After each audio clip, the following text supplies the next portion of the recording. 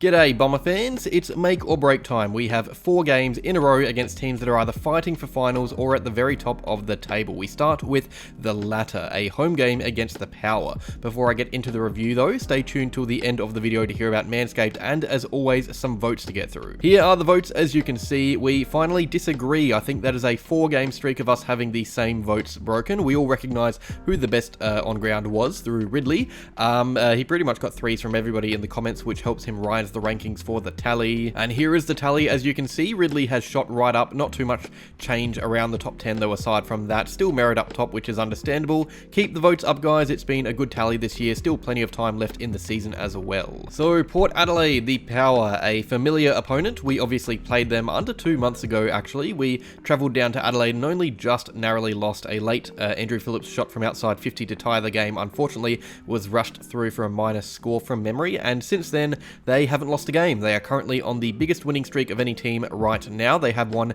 11 matches in a row, I think, and sit second on the ladder, equal on points with the Magpies. They are a bloody good footy side. Some would say the best footy side right now, and they wouldn't be silly in saying that. They are a dangerous side, Port Adelaide, so we are obviously going into this game as underdogs, despite having the home ground advantage. I think the thing really playing into our favour is the fact that this game is at the MCG and not Etihad. Port Adelaide love playing at Docklands. It's their home away from home. The MCG, not so much. They have lost 4 of their last 5 games at the G, and I'm fairly sure they have never even played us there. So it's going to be a new test for both clubs. Saturday Night Lights, prime time at the G. It's going to be a test, and I reckon a pretty decent crowd as well, seeing as both teams are up and about. But one team is more up and about than the other. Port Adelaide are scary good, and it starts from their midfield. The young brigade with Brownlow medalist Ollie Wines, All-Australian Connor Rosie, the Rising Star runner-up Jason Horne-Francis, and of course, arguably the best player in the AFL right now, Zach Butters. It's elite in there. It's as good an engine room as you will find. They are so damaging from clearances, especially centre bounces, which is why they are also second in the comp for them. And then up forward, it's potent there as well. Charlie Dixon is a bully. He is like a B-grade Tom Hawkins, but he also has Todd Marshall, Jeremy Finlayson, Junior Rioli, and Sam Powell-Pepper, and Darcy Byrne-Jones there to help out. It's a forward line that can score heavily, which is of course why they are the highest scoring team in the league. And I would say that's the most scary thing about Port Adelaide, their connectivity from midfield to forward line. You look at the names I mentioned, none are that remarkable, but they play their role to perfection and link up so well with the midfield. Port have the most inside 50s in the league. They either clunk them in there or trap it through forward pressure. Second most tackles inside 50 in the league. It might sound like I'm throwing around meaningless stats, but there is a reason they are the best in all these areas. These are the areas that count most to scoring. And let's have a look at the other end of the ground, their defense, which thankfully to us isn't that tight. They actually have only conceded 2 less goals than us this season. It's why their percentage is so far off Collingwood. It's the thing I think that is holding them back from being a true contender, along with the Pies. They can concede fairly heavily, so there is hope for us. I think the main hole in their defense comes from the small forward opposition. You rarely see a big key tear a game apart against Port. Aliir and Trent McKenzie are too solid, but you do see the smalls pop up. Waitman has kicked 2 small bags against them this year. Luke Bruce kicked 5, I think. Rankin kicked 4. Even Tim Taranto kicked 3 or 4 the other week. Their defense is really great at rebounding and finding targets. They have terrific ball users in there, but it isn't the best at locking down dangerous general forwards. But the thing I admire most about Port is their effort outside of the contest. They are such bulls inside and win the ball in 4 clearances, but it's how they use it on the outside. It's that second or third disposal after a ball up. With us and other teams, it's territory based. We put ball onto boot to get it further down the ground, but Port are so calculated with what they do in and around packs and contests. It's that extra level of cleanliness that saw them overrun us when we last played them. But since we last played, we have developed our game style quite a bit more. We didn't really play our rebounding game the way we do now. So yes, they love the ball inside their 50, but we don't mind it in our defense. We like the ball in our back half, in the hands in our back half.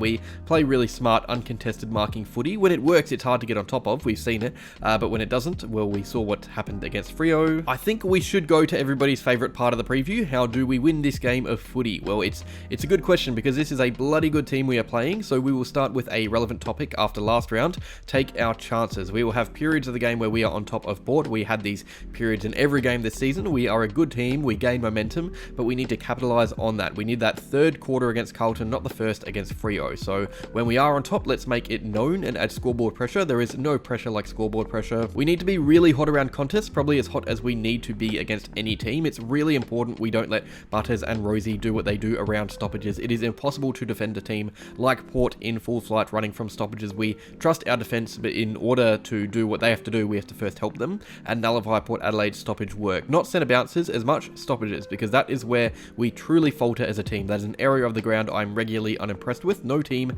has less stoppage clearances than us. Even Hawthorn, who don't have a recognised midfield, are better than us in that area right now. And I think most importantly, we need to use the width of the MCG to our advantage. It's clearly something Port aren't too familiar with. It's why they struggle there. They rarely play on a ground this fat. Adelaide Oval, which is much slimmer and maybe even a little bit longer as well, but our wingmen, Durham, Martin, even Heppel a bit, they need to use their tank, use their run. They gotta have big games. This is a game super important for wing movement. We are better suited to a ground like this for it, so why not use it to our advantage? Play heavily to this fact. I think it can help us go a long way. And that brings me to players to watch out for. Charlie Dixon, depending on our health in defense, could be a real worry, as we know he likes to bully. But someone I want to highlight there, Sam Powell-Pepper. This is a player that can bully as well. We have some young players. He is the type to realise this and hit them bloody hard. Butters, Rosie, Horn Francis, Alira, all obvious. Some less obvious, Dan Houston and Kane Farrell. Good ball users that we need to apply pressure to in defence, or in our forward line actually, because they're defenders. And Jeremy Finlayson. I hope Draper is back, because this guy is going to run Brian ragged around the ground if he plays forward and pinch hits in the ruck. Speaking of Draper, possible team news. It's hard to know what is happening with Draper. He could play. He has played through this hip injury all year really. It's about preservation for Scott, which I like. It shows he is future orientated. So we don't know what's happening with Draper. Brandon Zerk-Thatcher, on the other hand, he suffered a knock and some muscle awareness at the end of the game against Fremantle. Hard to know if he will get up. Possible ins for him if he can't. Kane Baldwin maybe. Rhett Montgomery if Scott is feeling crazy. There are also players like Nick Hind, Massimo D'Ambrosio and Elijah Sartas playing well in the VFL. The latter, I doubt, is a chance to play this early still. For Port Adelaide, I actually don't think there will be any changes or many changes. I think it's a reasonably healthy list right now. Both teams have fairly good lists, injury lists at the minute, I should say. Ours probably a little worse than theirs, but no excuses. Let's get to the prediction. Who will win this game of footy? Probably Port. Port should win this. Would be so impressed if we managed victory here. It would be a massive dub, but I just don't see us doing it. Port are simply put too good. I will say the Power by 24, and that is all. Like, subscribe, and a quick word from Manscaped. Bomber fans, it will be a stressful round of footy. I find a good way to de-stress is to shave my balls, and I do that with Manscaped. Manscaped has excellent body grooming gear, and with me, you can get a cheeky discount. Just go to manscaped.com, enter in the discount code EVERYTHINGEssendon20, and you can save 20% off plus free shipping. Cheers, Dons fans.